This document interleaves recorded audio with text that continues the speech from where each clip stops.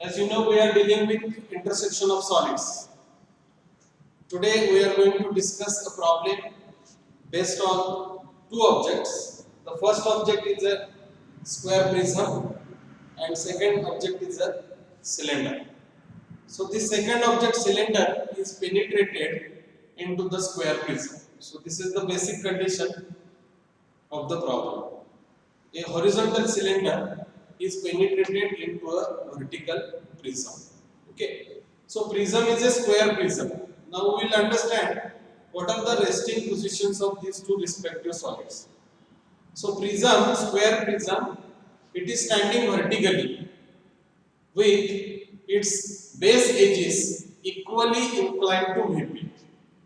Remember, when an object stands vertically, obviously the meaning is that its axis is perpendicular to horizontal plane. No doubt it is standing vertically, that means with its axis perpendicular to HP. By the same time, don't forget that the base edges of this square prism are equally inclined to VP. So when we imagine an object, square prism, with base edges inclined to equally inclined to VP and as well as standing vertically, the top view appears in the form of a square. So here in the top view, you may get the correct representation of that solid. So A, B, B, C, C, D and DA, these are the edges. And this edge, AB, if I extend it, and this edge, if I extend it, AD, you will come to know that these two edges, or rather these two edges also, that is CB and CD also, making equal angle, that is equal to 45 degree to the VP. Okay, so this is the position of solid, first solid square prism in the top. When we observe this square prism in the side view, that means person is observing the object with this side. Definitely he is in position to observe this solid in the form of two rectangular faces. So see here, when a person observes this object with this direction, that is in the left hand view, A to A dash edge, vertical edge of this solid is visible to him. D to D dash belongs to the bottom point. C to C dash will be visible to him. Okay. So likewise, if you refer to this, so this is the top face of this square prism. This is the bottom face of the square prism, and these are the vertical edges. A to A dash, B to B dash is there. No doubt D to D dash is also there, because when you observe it from this direction, D and B both lie on a single line. So D to D dash is visible and C to C dash is visible. So these two rectangular faces of the square prism are clearly visible in the side. So this is the position of the square prism in the side. When we observe this object with this direction to obtain its front view, obviously D to D dash edge, C to C dash edge and B to B dash vertical edges are visible to you. Or you may say that the square rectangular face which is bounded by this CD and CB edge will be visible. So when I project this DB or C into the front view, then I may get this as a one rectangular face. Obviously it is a C to C dash, then D dash to D. This is one rectangular face. And second rectangular face is B to B dash, then this is A dash and this one is C dash. So these two rectangular faces are clearly visible in the front. So in this way, respectively, the position of first solid square prism, how it will be visible in top, inside and front, that is definitely clear to you. Now the second object is a cylinder. Okay, so this cylinder is a horizontal cylinder. Its axis is parallel to HP. Okay, so when its axis is parallel to HP, definitely when a person observes this particularly solid in the side view, it will be seen in the form of a circle. So one face of cylinder, top face or bottom face, whatever it may be, one face will be clear cut visible, and that is been shown over here. So this is the correct representation of second type of solid, which is penetrated into the first solid and is visible in the form of a circle. Now again, how it will look like into the top view. What is the top view of this cylinder? So when a person observes it from the top, its axis is parallel to HP. Means clearly in the top view, this will be visible in the form of a rectangle. So this is the rectangular shape of this particular second type of solid, that is horizontal cylinder. When you draw its front view, again front view will be seen in the form of a complete rectangle. So these are the lines which especially mention the surface of the cylinder into the front view. So this way you can represent the second type of solid, that is a cylinder, in the side view, that is in the top view also, and in the front view also. Okay. Now what are the dimensions of these two solids? So this first solid, square prism, is having a side equal to 50 mm. Okay, and height of this square prism is mentioned over here, that is equal to 100. So side is 50 mm, and height of axis is 100 mm. Second solid, that is a cylinder, is having diameter equal to 50. 550 has been mentioned over here, and the length of this cylinder is been mentioned on the top of the front view, that is equal to 100. So 550 is the diameter and 100 mm is the length of that cylinder. So these are the two dimensions. Next thing, this cylinder is penetrated into the square prism. So here, definitely you will observe that this is the axis of the cylinder and this is nothing but the axis of the square prism. If you refer to these two axes, you may observe that the axis of cylinder doesn't coincide with the axis of the square prism. It is somewhat a distance away from the axis of the prism. We call that it is an offset. Okay. So how much is this offset? So this offset is equal to 6 mm. So axis of cylinder is away by 6 mm from or with the axis of the prism. So it's an offset case. Okay. So this way we can clearly mention the simple positions of these solids, two solids, intersected solids, into the front view, top view and the side. Now, in order to obtain the intersected surfaces into the respective views, we had a practice to divide this circle into equal number of parts. For our sake of purpose of simplicity, I have divided it into 8 parts. We can divide it also into 12 number of parts.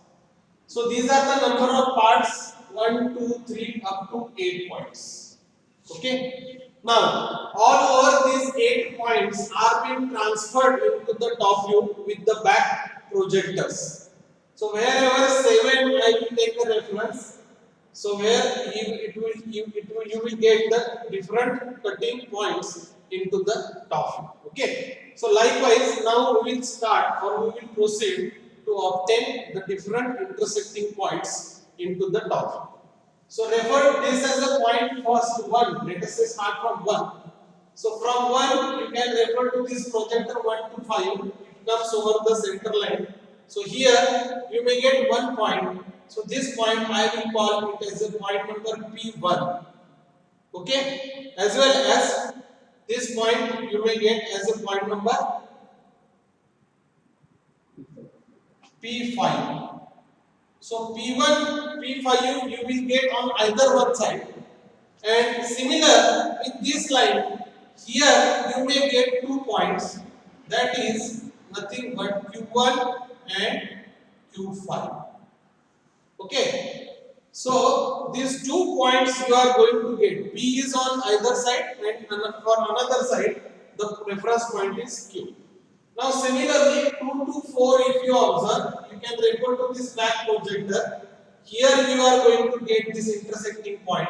This point is P2 and this point is P4. So P2, P4 is visible here. In the same way here you may get the point Q2 and Q4. So Q2, Q4 you will get over there. The next point is point number 3. So if you refer to this 3 projector which is backward, here you may get this as a point P3 and here you may get this as a point Q3. So 1, 2, 3, 4, 5 we have obtained. The next is 8 and 6. Refer to this 8 and 6 to this line. Here I may get point P6 and point P8. And here I may get Q6 and point Q8. Okay. So last is the 7 number point. 7 I may get over here. This is point P7 and this is point Q7. Likewise, whatever the intersecting point between these two surfaces, between the surface of between the circumference of this cylinder and the vertical basis of this square prism. So these are nothing but the cutting points of two intersecting surfaces. So these all over 8 points we are being transferring into the top view. So you are going to get half of the portion we refer to points P and half remaining half or the lateral side of this particular cylinder we will refer it to this Q. Now next important point is here somewhere I have located point number M and N. So M and N is the intersecting point where the vertical edge of square prism gets cut with this circumference of the cylinder. So M, if I transfer this point M and N, it will appear on this line. So here I may get this as a point M and this as a point N also. So N we will get in this way. Now overall the points are being projected from side view into the top view. Now we will project all our points to the front view. Let us start with this point number P1 and P5 projector. So see here it intersects to this 5 line. So this is point number P to 5. On the vertical line same, if I go up and if I take the reference of point number 1 from the side view, this is the point P1. See, I am going to get these reference points with the intersection of the projector which is being taken from top view and the horizontal locus of respective point in the side. So you refer vertical projector from top view of respective point and to the horizontal locus of the respective point. Wherever you may intersect it, that is the intersecting point. So P1 we have finished with this P5. Then P2, similar way you can go for this Q also. Q1, Q5 you can get this. Q1 and Q5. So here, this is the line I think. On this line, I may get this as a point. So this is my point Q5. And on this line, to the top edge, I may get this Q1. Then next point is 2. P2, P4 is there. Refer to this vertical projector. Here, with this line from 4. Sorry. This is not somewhere here. It's a 4, no? It will not get it. You will not get it. You will get it here. This is point number 4. So this point you will get as a point number 4. So this is P4. Okay. And on the same vertical line, if you go up, P4. P2 you may get. So P2 you may get over here. So this is P2, P4. Similar way Q2, Q4 is there. So here is Q2, Q4. I will project it up. So you may get this as a line. So on this line Q4. So this is the line. You may get this as a Q4 and here you may get this as a Q2. Q2, Q4 is been over. 1, 5 is over. Then 2 is also over. 3. So for this P3 you can refer to this vertical line and locus of 3 you are going to get this as a point number P3. Okay, similar way you can get this Q3 on the other side. So here you may get the point Q3. Less 4 we have obtained, 5 we have obtained. Then number is 6, P6, P8. So here to this line you may get. To this line you may get this as a point P6 and vertically up you may get this as a point P8. Okay, P6, P8 is the over. Like this Q6, Q8. So to this line you may get this as a Q6 and this as a Q8. 1 to 8 points already we have marked. Now the number is for this M and N. So M is exactly on this line, vertical line. So go up to this line, you are going to get M point here also. Okay, and N point, you are going to get, this is the intersecting point N, and to this you are going to get here, this is the point. So you are going to get here as a point number N. In the similar way, to this side also, you are going to get this as a M and this as a N point. So likewise, the representation of this M to the both sides of the solid is being drawn here. Here M, here N, here is M, here is N. Now, all our points are being projected from top view to the front view. Now the thing is that you need to join. So see, when you are going to, one more point is being remained, that is point number 7. So 7 is there. So 7, you can take a reference of 7. You are going to get it somewhere here. This is P7 and Q7. You are going to here get Q7. So all the points are being finished over here. So you can join these points. See, 1, 2, 3 you need to join. So this is 1, 2, 2 you can join. Remember, we are joining it with the help of freehand because the solid is a curve cylinder. Okay, so curve obtained will be a freehand curve. P to 2, then 2 to 3, 3 to 4 you may get, then 4 to 5 you may get, then 5 to 6 you may get. Actually, we are starting it from M to 1. No? So M to 1 will be visible or not, that can be think over afterward. Just you go on joining these points. So 6 you have joined, then from 6 to 7 again you have to join like this, then 7 to 8 you have to join, and this M. So rough nature you can draw it in this way. Similar kind of curve you can join from this Q1 to Q2, then Q2 to Q3, Q3 to Q4 you may get over here. This is the point Q4. So Q4 is here, then Q5, then to Q6, then Q to 7. So while joining, we are joining in this sequence 1 to 2, 2 to 3, 3 to 4, 4 to 5. Again, in between 5 and 6, N is there. So after point P5, you join it to N, then to N in number 6 ahead. Therefore, N to 6. So likewise here from Q5 to N, then from N to 6, then to 7, then to 8, and from 8 to M. So from 8 to M, you need to join it in this way. So likewise, the curve is being drawn over here. So this is the way in which just you go on joining the points. Now we will apply the concept of visibility over here. When we need to apply visibility here, you have to think that you are observing this object with this direction. So obviously, when an observer observes this object from this position, see, from 1 to 2, curve will be visible to him. So this 1 to M will not be visible because M is having a below reference than that of point 1. So M is exactly below 1. So 1 to M will not be visible to you. 1 to 2 will be visible to you.